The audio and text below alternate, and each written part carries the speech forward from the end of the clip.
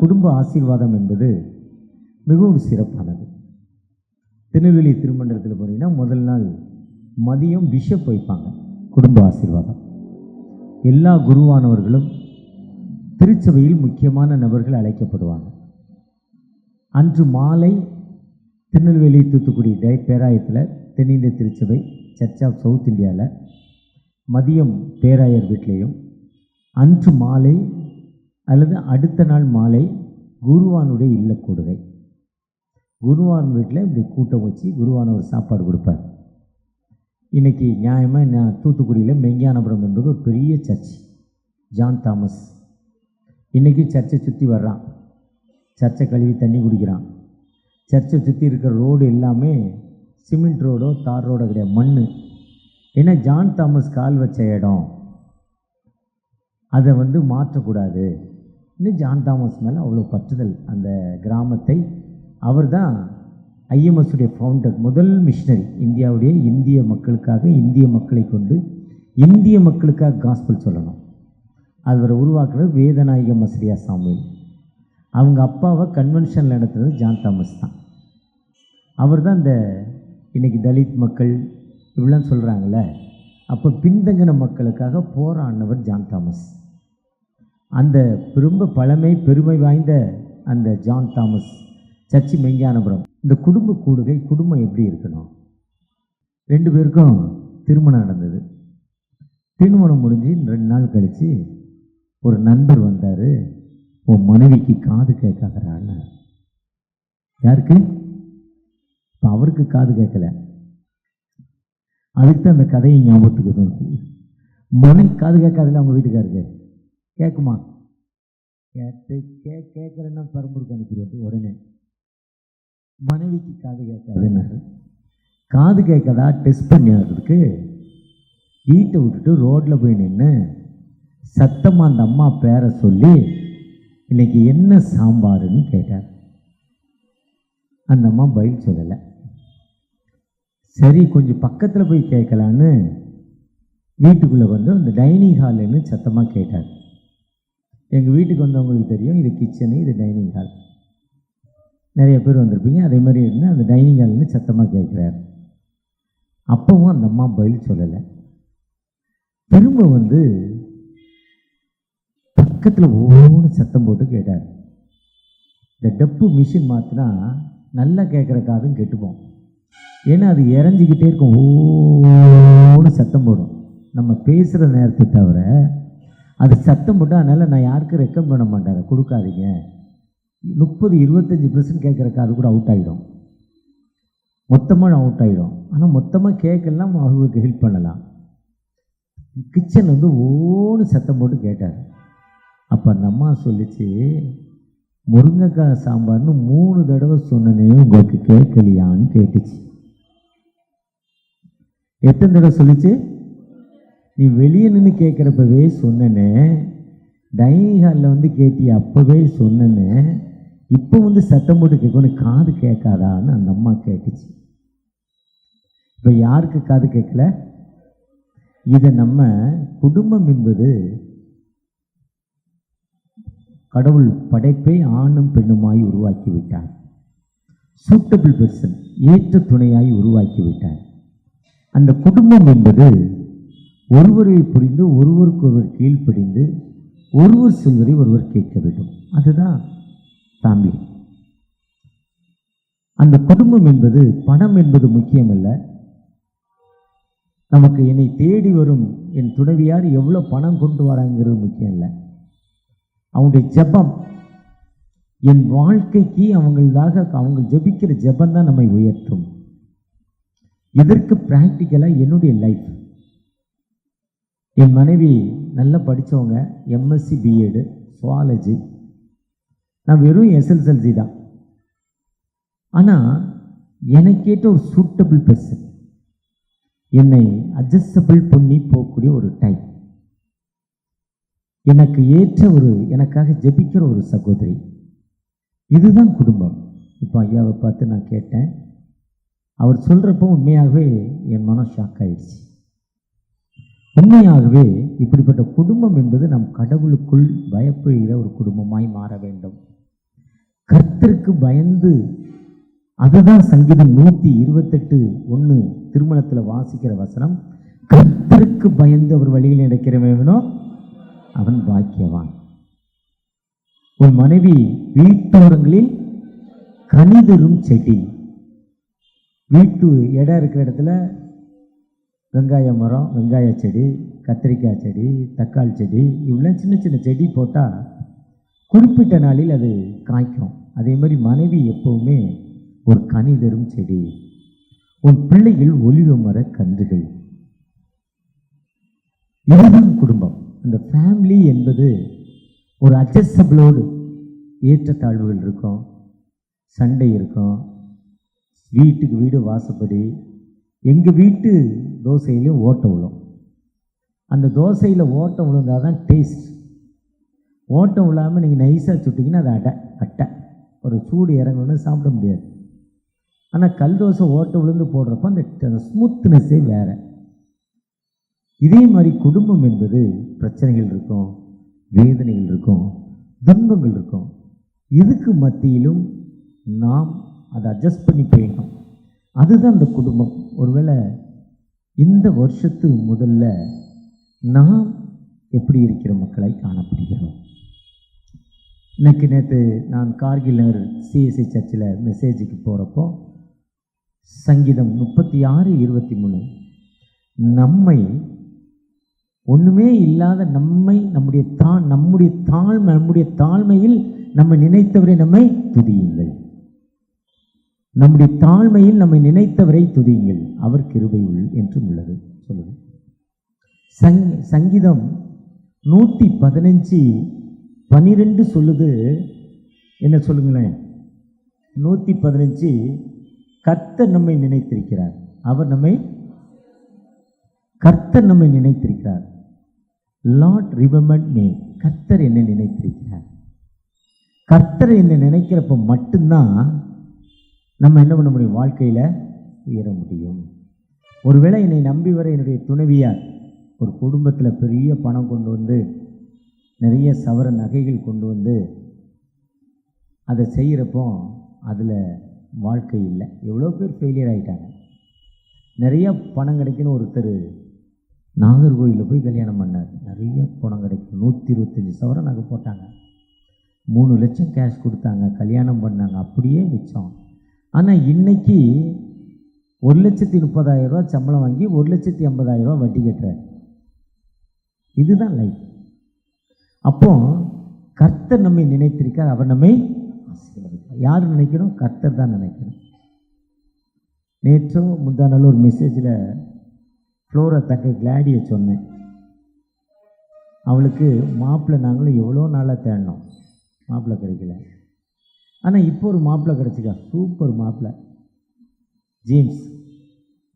அவங்க நல்ல தம்பி, ஒரு அன்பான தம்பி, நல்ல குடும்பம்.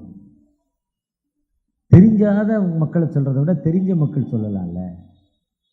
காரணம் அந்த ஜான் பீட்டருடைய ஜெபம், பிரேமாவுடைய பிறருக்கு செய்யும் உதவி. அது எப்பவுமே நம்மை கைவிடாது. அதுதான் தர்மம் தலை காக்கும். கண்ணதாசன் சொன்னார். அந்த தர்மமும் அந்த ஜான் பீட்டருடைய ஜெபமும் ஒரு டிஃபிகல்ட், ஒரு வித்தியாசம். ஒருவேளை நீங்கள் நானும் எப்படி, அது அவங்க பாட்டியோட ஜெபம். இன்னைக்கு தலைவர் இருக்கிறாருன்னா, 4 பிள்ளைகளோடு இருக்கிறாருன்னா அகஸ்டின் அம்மா தான். அவர் சொல்கிறாரோ இல்லையோ, பாஸ்ட்டுங்கெலாம் மறந்துடுவாங்க. அது அப்படி தான் இருப்பாங்க பாஸ்ட்டு. அந்த நேரத்தில் பண்ணிச்சா அப்படி தொடச்சிட்டு போய்கிட்டே இருப்பாங்க. ஆனால் அந்த அம்மாவுடைய தாக்கம், அகஸ்டின் அம்மா, பிரேமாவுடைய அம்மாவுடைய தாக்கம் அவங்களை இன்னைக்கு உருவாக்குனதால் 4 பிள்ளைகள் 2 பிள்ளைகள் திருமணமாயிருக்கு. நல்ல மாப்பிள்ளை கிடச்சிருக்காங்க. அவரும் சாதாரண மனிதர் இல்லை. எனக்கு டிக்ஷனரி, ஒரு நாளைக்கு 3 மணி நேரம் 4 மணி நேரம் ஜெபிக்கிறவர், முழங்காலே நின்று ஆண்டவர்கிட்ட நின்று அற்புதம். நல்ல மனைவி, அவருக்கு ஏற்ற ஒரு நல்ல துணைவியார், அவருடைய துணைவியார். இந்த குடும்பத்தை ஆசீர்வாதம் என்பது எங்கேயோ ஒரு மளிகை கடையிலையோ இல்லை ஏதோ ஒரு பாஸ்ட் ஜோம் பண்ணார், இல்லை எங்கேயோ போனால் கிடைக்காது. நாம் என்னைக்கு நம்ம மாற்றிக்கிறோமோ அதுதான் மனம் திரும்புங்கள் பரலோக ராஜ்யம், மனம் திரும்புங்கள் பரலோக ராஜ்யம் சமீபமாக இருக்கு. நம்ம மனம் திரும்பணும். இன்னும் ஒரு சிலர் கல்யாணம் பண்ணி 15 வருஷம் ஆச்சு, இன்னும் எங்கள் மாமனார் இவ்வளோ குறை வச்சார், இவ்வளோ நகை போடலை, இதை செய்யலை, கல்யாணம் பண்ணிட்டு வந்தோடனே மாமியார் வீட்டுக்கு அடித்து விரட்டுறது எல்லாம் இன்னைக்கு நிறைய பேர் இருக்காங்க. கிறிஸ்தவம் தான் ஜாஸ்தி. இது யார் கிறிஸ்டினோ சர்ச்சில் யார் ரொம்ப ஆக்டிவிட்டீஸில் இருக்கான்னு அவன் தான் அனுப்புகிறான். ஆனால் நம்ம அதை எதிர்பார்க்காம நம்ம எப்படி செய்கிறோம்? அந்த ஆண்டவற்றை நம்ம மனம் திரும்புகிறப்போம். குடும்பம் என்பது அமைதியின் கப்பல், சமாதானத்தின் வீடு, அப்பத்தின் வீடு. ஒரு சர்ச்சில் ஒரு ப்ரோக்ராம் வந்துச்சு, ஆண்டு விழா, பாடல் போட்டி, கவிதை போட்டி, கட்டுரை போட்டி, பிரசங்க போட்டி, ஓவிய போட்டி, இப்படி பல போட்டிகள் வைத்தாங்க. பல போட்டிகள். ஓவிய போட்டிக்கு சின்ன பிள்ளைங்களுக்கு விசேஷமாக கிட்ஸுக்கு கொடுத்துருந்தாங்க. 7 வயதிலிருந்து 15 வயது உள்ள பிள்ளைகளுக்கு எல்லாம் அழகாக வரைஞ்சிட்டு வந்திருந்தாங்க. என்னுடைய மகளுடைய மகள் டேனும் ரொம்ப சிறப்பாக வரைவான். ஏதாவது பேனா கிடச்சது, ஒரு பேப்பர் கிடச்சுன்னா போட்டு போட்டுக்கிட்டே இருப்பான். அப்படி நிறையா பிள்ளைகள் இன்றைக்கி ஆர்வத்தில் இருக்காங்க. அப்படி ஒரு எல்லாரும் வித்தியாசமாக உறவு வச்சுருந்தாங்க. சர்ச்சுக்கு மேலே இதே மாதிரி ஹாலில் மாட்டி அந்த குருவானவர் வந்து யார் நல்லா வரைஞ்சாங்களோ அவருக்கு ப்ரைஸ்ன்னு சொல்லி பார்த்துக்கிட்டே இருந்தார். நிறைய வித்தியாசமான ப்ரைஸ். அதில் ஒரு சின்ன மகள், ஒரு 5th 6th படிக்கிற மகள் ஒரு இப்படி ஒரு போட்டோ வரைஞ்சிருந்தான். காற்று அடிக்கிற மாதிரி, காற்றுல இலைகளெல்லாம் பறக்கிற மாதிரி, காற்றுல மரங்கள் உடையிற மாதிரி, பறவைகள் அங்கு இங்கும் அலைந்து தேடுகிற மாதிரி ஒரு சீனரி போட்டுதான். போட்டுட்டு உயரமாக ஒரு மலையை போட்டு அந்த மலையுடைய உச்சியில் ஒரு புறா உட்காந்து தூங்கிட்டு இருக்கு. காற்றுல பறவைகள் அங்கு இங்கு போய்கிட்டு இருக்கு. மரத்துல இருந்து இலைகள் எல்லாம் உதிர்ந்து போய்கிட்டு இருக்கு. மரம் அப்படி இப்படி ஆடுது, பேயாட்டம் ஆடுது. ஆனால் உயரமான ஒரு மலையில் ஒரு புறா எதுக்கும் கவலைப்படாமல் அமைதியாக உட்காந்து தூங்கிட்டு இருக்கு. பார்த்தா டிஃப்ரெண்டாக இருந்தது. ஏன்னா அது எதையும் பற்றி கவலைப்படல. யோவான் 14:1 சொல்லுது, உங்கள் இதயம் கலங்காதிருப்பதா, கவலைப்படாதே, திகையாதே, நான் உன் தேவன், நான் உன்னோடு இருக்கிறேன். ஐ அம் வித் யூ. நீ உயிரோடு இருக்கும் நாளெல்லாம், யோசுவா 1:5 சொல்றாரு, நீ உயிரோடு இருக்கும் நாளெல்லாம் ஒருவனும் do not against you, ஒருத்தருவனுக்கு முன்னால் இருக்க முடியாது. இது வேத வசனம். ஆதியாகமம் 18ஆம் அதிகாரத்தில் ஆபிரகாம் சொன்ன, நான் உனக்கு மகா பலமும் மகா கேடகம் சொல்றார், ஹெவி ஸ்ட்ரென்த். சங்கீதக்காரர் தாவீது சொல்றப்போ சங்கீதம் 18:1 என் பலனாகிய கர்த்தாவே, மை ஸ்ட்ரென்த் இன் லார்ட், நீதான் எனக்கு ஸ்ட்ரென்த். எப்படி அந்த வாழை மரம் கொலை தள்ளுற நேரத்தில் அப்படியே தலைகீழ சாயிற நேரத்தில் 2 முட்டை 2 கம்பை இப்படி குறுக்க வச்சு நிப்பாட்டிட்டா அந்த வாழை மரம் அப்படியே நிற்கும். முட்டுன்னு பேர் இருக்கு.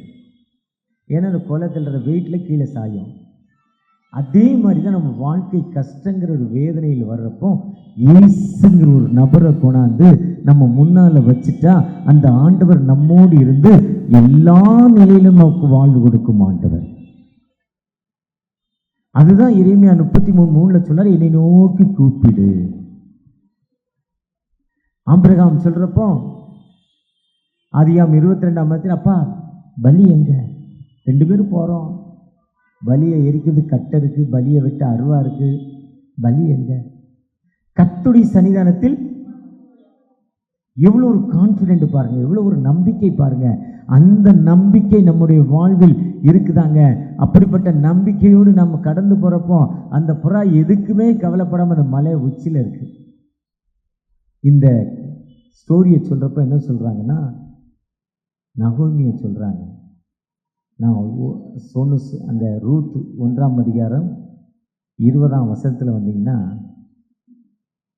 நான் போன வீட்டை சொல்லாத, நான் பெத்லெகேம்லேருந்து போனது அப்பத்தின் வீடு, மோவாப் தேசத்துக்கு போனேன். அது விபச்சாரமும் வேசித்தனமும் குடியும் நிறைந்த ஊர். அந்த ஊருக்கு தெரியாமல் என் கணவரோடு என் பிள்ளைகளை கூட்டிகிட்டு போனேன், வாழ்வு கிடைக்குன்னு. அப்பத்து வீட்டில் வாழ்வு கிடைக்காம இன்னொரு இடத்துக்கு போனேன். போன இடத்துல என் மகனுக்கு 2 திருமணம் பண்ணேன். என் மகன் 2 பேருமே மரித்து போனான். இன்னைக்கு நான் என்ன செய்வேன்? இன்னைக்கு என் பேர் நகோமி இல்லை, மாறா, கசப்பு. சர்வ வல்லமையுள்ள தேவன் அந்த அம்மா சொல்கிறப்போ, அந்த ரூத்து 1:20-21 வாசிக்கிறப்போ, அந்த கசப்பான வாழ்வு என் வாழ்வுன்னு சொல்கிறாங்க. அந்த மக்கள் இங்கே வந்துட்டியான்னு கேட்குறப்ப, இல்லை, என் வாழ்க்கை கசப்பையா மாறிடுச்சு. அந்த மாறாங்கிறது எப்படின்னா, அந்த இஸ்ரேல் மக்கள் அந்த எகிப்திலிருந்து போகிறப்போ, செங்கடலை தாண்டி போகிறப்போ தண்ணி தாகம் வந்துருச்சு. எகிப்துடைய பெஸ்ட்டு குவாலிட்டி என்னென்னா, உலகத்தில் எல்லா ஊர்லேயும் எல்லா நாட்டுக்கு போனால் குடிக்க தண்ணி கொடுப்பான் ஹோட்டலில். ஆனால் ஈஜிப்தில் காசு கொடுத்தா வாங்கணும். $10 ஒரு பாட்டில் தண்ணி. நாங்கள் போகிறப்போ $1, அன்றைக்கி 60 ரூபா. நம்ம கணத்துக்கு 1/2 லிட்டர் தண்ணி. இன்றைக்கி ஜாஸ்தியாக இருக்கும். நான் போய் 15 வருஷம் ஆச்சு. வாட்ரு தண்ணி காசு கொடுத்தா வாங்கணும். இன்னும் தண்ணியே கிடைக்காது எகிப்தில் தான் நைல் நதி இருக்குது. விக்டோரியா பிரின்ஸ்ன்னு ஆப்பிரிக்கா கண்டத்தில் உகண்டாங்கிற ஒரு மாநிலத்துக்கு, உகண்டா தேசத்திற்கு ஐஎம்எஸ் மூலமாக நானும் என் துணைவியாரும் போயிருந்தோம். அந்த உகண்டாவில் தான் காட்டினாங்க விக்டோரியா ஸ்ப்ரிங்ஸ். ஊற்று கிளம்புது பூமிக்குள்ளேருந்து. பார்த்தீங்கன்னா அந்த ஸ்ப்ரிங் மாதிரி தண்ணி வந்துக்கிட்டே இருக்குது. 1 கிலோமீட்டர் தூரத்துக்கு சுற்றி காட்டினாங்க. அந்த தண்ணி வற்றாத நீர் ஊற்று. அந்த நைல் நதி எங்கே பாயுதோ அங்கே மட்டும்தான் எகிப்தில் குடிக்க தண்ணி கிடைக்கும். வேறு எங்கேயுமே தண்ணி கிடைக்காது, மழை பெய்யாது. அது ஒரு கஷ்டமான ஊர். எகிப்து ஒரு வறட்சியான ஊர், தண்ணீரே இல்லாத ஒரு ஊர், வெயில் ரொம்ப அதிகமான ஊர். அங்கே தான் செங்கடல் விட்டு தாண்டினோடனே அந்த மக்களுக்கு தண்ணி கிடைக்கல. ஒரு கிணத்துல போய் பார்த்தா தண்ணீர் ஒரு சினிமா பார்த்தீங்கன்னா, ஒரு கிணத்துல தண்ணி இருக்கும், அதை குடிச்சோன்னா கைகால் விழுந்துடும். அதே மாதிரி தண்ணீர் அது. ஒருவேளை அந்த படத்தை பார்த்தா அந்த சீனை பார்த்தா எடுத்தாங்களான்னு தெரியல. மோசே ஒரு குப்பை, மரத்து குப்பை எடுத்து உள்ளே போடுனார். அது கசப்பான நீராக, தண்ணி கசப்பான நீர் தித்திப்பான சுவையான நீராய் மாறிவிட்டது. வானத்தை பூமி உருவாக்கின தகப்பன் நம்மோடு இருக்கிறார்.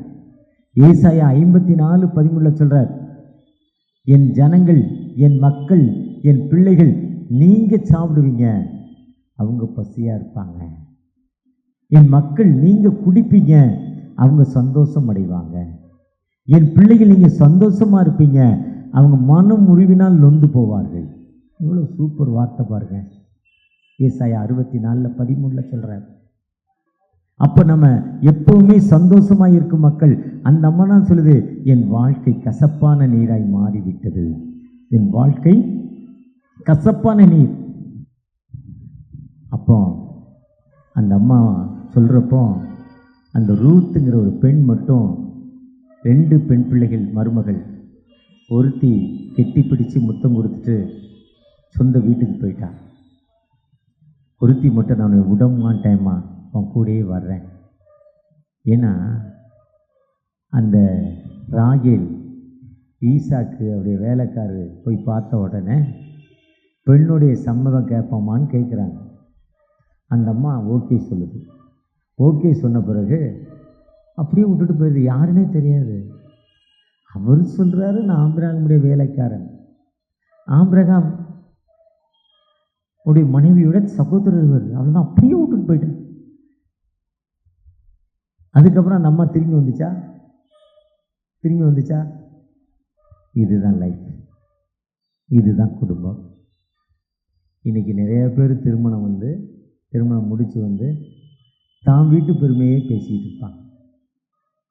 இப்போ நம்ம ஒரு குடும்பமாயிட்டோம். நமக்குன்னு பிள்ளைகள் வந்தாச்சு, நமக்குன்னு தொழில் இருக்கு. இப்போ நம்முடைய மாமியாரோ இல்லை எங்கள் அம்மா அப்பாவோ பெரிய குடும்பம் இல்லை. என் மனைவியோடு இசைந்து வாழ்வது மட்டும்தான் வாழ்க்கை. அதுதான் குடும்பம். அந்த குடும்பம் தான் அமைதி. எவ்வளோ புயல் அடித்தாலும், எவ்வளோ வெயில் அடித்தாலும், இது என் வீடு, இது எங்க திருச்சபை. ஃப்ளோரா வருவா, வெள்ளிக்கிழமை சனிக்கிழமை நைட்டு காலை கிளம்பி எங்கள் சர்ச்சுக்கு நான் ஓடுறேன்ட்டு ஓடிடும். எங்கள் சர்ச்சுக்கு போகிறேன். அதுதான் லைஃபு, அதுதான் குடும்பம். எனது திருச்சபை, அந்த திருச்சபையில் நம்ம எப்படி திருச்சபை, அதுதான் அந்த அமைதியின் கடவுள். அதனால ரூத்துடைய சந்ததியில் வானத்தையும் பூமியும் படைத்து தன்னுடைய சொந்த குமாரனை இந்த உலகத்திற்கு கொடுத்து நமக்கு அமைதியை கொடுப்பதற்காக ஒரு அமைதி நரசர் அந்த வம்சாவளியில் வந்துட்டார். மத்தேயு 1ஆம் அதிகாரத்தில் இருக்குது, லூக்கா 3ஆம் அதிகாரத்தில் இருக்குது. அந்த வம்சாவளியில் வந்ததின் காரணத்தினால தான் அந்த போவாசுடைய ரூத் எவ்வளோ பெஸ்ட்டு குவாலிட்டி பாருங்கள். அந்த குடும்பத்தை உருவாக்குவது ஒரு பெண் தான். குடும்பத்தை முன்னேற்றமான பாதையில் கொண்டு போவது ஒரு பெண் தான். அந்த பெண்ணு எப்படி இருக்காங்களோ அதுதான் குடும்பம். ஒருவேளை இன்னைக்கு வாழ்க்கையில் 2026ஆம் ஆண்டை ஆரம்பித்து ஒரு நாளை முடித்து 2வது நாளுக்குள்ள முதலாவது குருவானவர் வீட்டில் ஜெபக்கூட்டத்தோடு ஆரம்பிக்கிற நீங்கள் நானும், நம்முடைய குடும்பம் ஒரு மாடல் லைஃப்.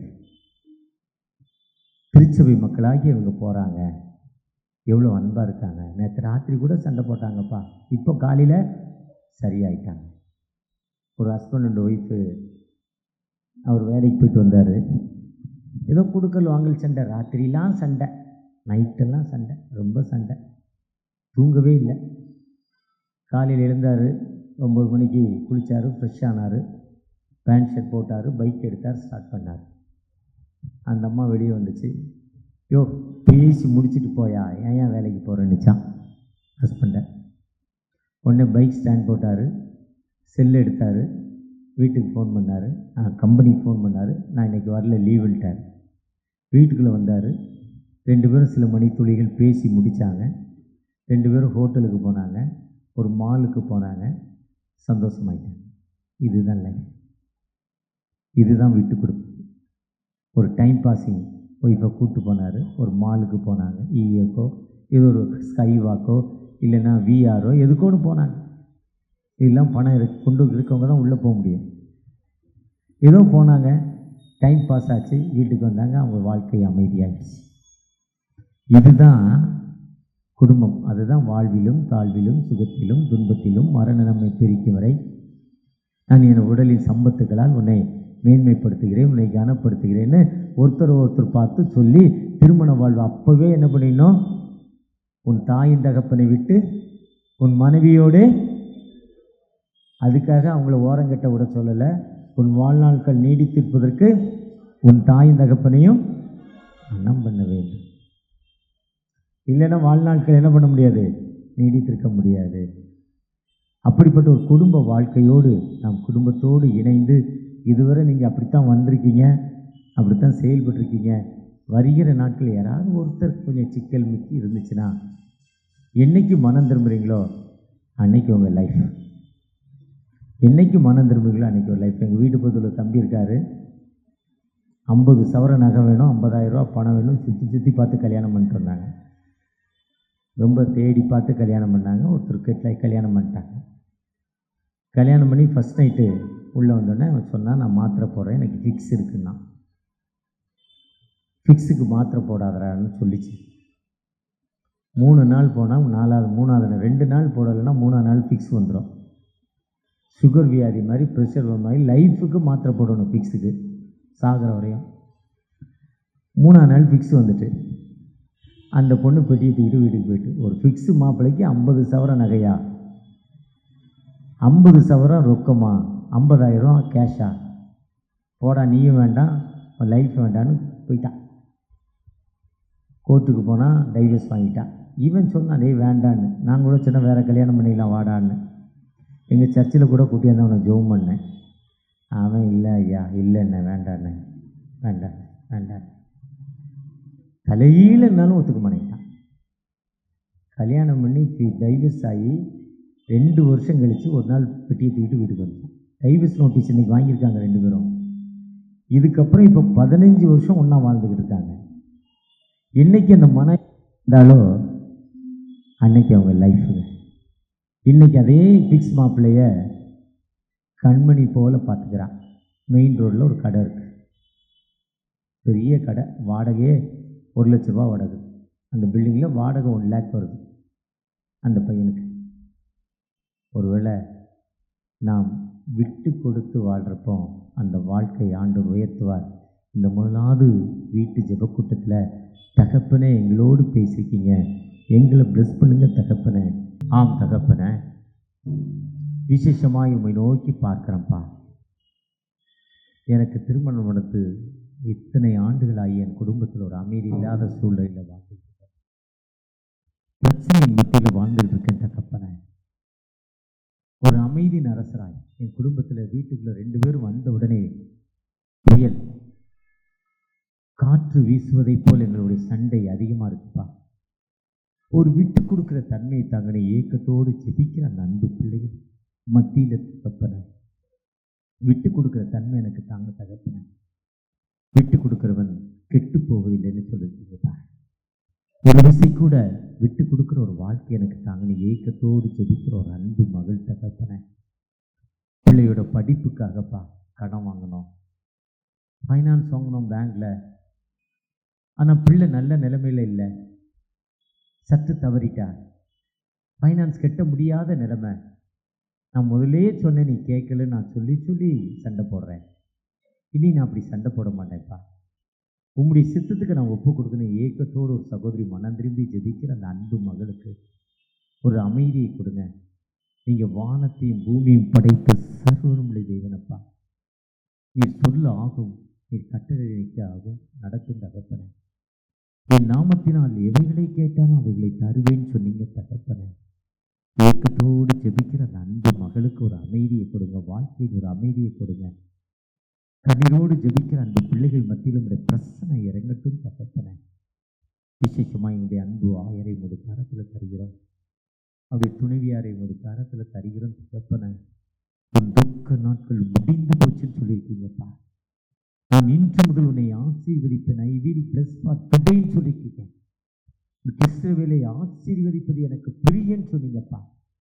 உனக்கு விரோதமாய் உருவாக்கப்படும் எந்தவித ஆயுதமும் வாய்க்காதே போன்னு சொல்லியிருக்கீங்க தகப்பனே. ஒருவேளை என் மனைவிக்கு ஏன் இவ்வளோ கஷ்டம், எனக்கே இவ்வளோ பிரச்சனை, மன அமைதி இல்லை, ஏதோ இந்த வருஷத்திலே முதல்ல நேற்று வாக்கு தத்தத்தை பெற்றுக்கொண்டோம், அது இஸ்ரவேலை கர்த்தரை நம்பு, அவர் உன்னை ஆசீர்வதிப்பா, அவர் உன் குடும்பத்தாரே இஸ்ரவேல் குடும்பத்தாரே என்று சொல்லி சங்கீதம் 115 சொல்றீங்க. அவர் நம்மை நினைத்திருக்கிறார், நம்முடைய தாழ்மையில் நம்மை நினைத்தவரை துதியுங்கள் வார்த்தையின்படி தகப்பனே. மனமிறங்கி திருச்சபை மக்களாக அவருடைய குடும்பங்களுக்காக ஜெபிக்கிறோம். அந்த சகோதரிய வேதனை நீங்க ஜெபிக்கிறோம்ப்பா. அவங்க துக்க நாட்கள் முடிந்து போச்சு, நாங்கள் ஜெபிக்கிறோம் தகப்பனே. இது முதல் அவருடைய குடும்பங்களுக்காக தினமும் ஜெபிக்கிற மக்களாய் ஒரு அற்புதத்தின் செய்தி, ஒரு அதிசயத்தின் செய்தி எங்கள் காதுகளில் விழ நீங்க கிருபை செய்ய போற தயவுக்காக கூட நன்றி. அவரை பிளஸ் பண்ணுங்க, குடும்பங்களை ஆசீர்வதிங்கப்பா. எங்களோடு வந்திருக்கிற சௌரிராஜனை ஒரு கரத்தில் தருகிறோம், அவருடைய துணைவியாரை ஒரு கரத்தில் தருகிறோம் தகப்பனே. பிளஸ் பண்ணுங்க தகப்பனே. பாஸ்டர் மத்தியாசை மற்றும் வந்திருக்கிற ஊழியர் மற்ற திருச்சபை மூப்பர்கள், திருச்சபை மக்கள் ஒவ்வொருவரையும் வாழ்த்துகிறோம், ஜெபிக்கிறோம்ப்பா. இந்த நாளில் உங்களுடைய கிருபை எங்களோடு இருந்திருக்கு, உங்களுடைய ஆசீர்வாதம் எங்களோடு இருந்திருக்கு. எங்களை வழிநடத்திருக்கீங்க, எங்களை வழிநடத்துங்க. மீட்பர் இயேசு மூலம் ஜெபம் கேளும் அன்பின் தகப்பனே, ஆமென். அறுவடை மிகுதியாலோ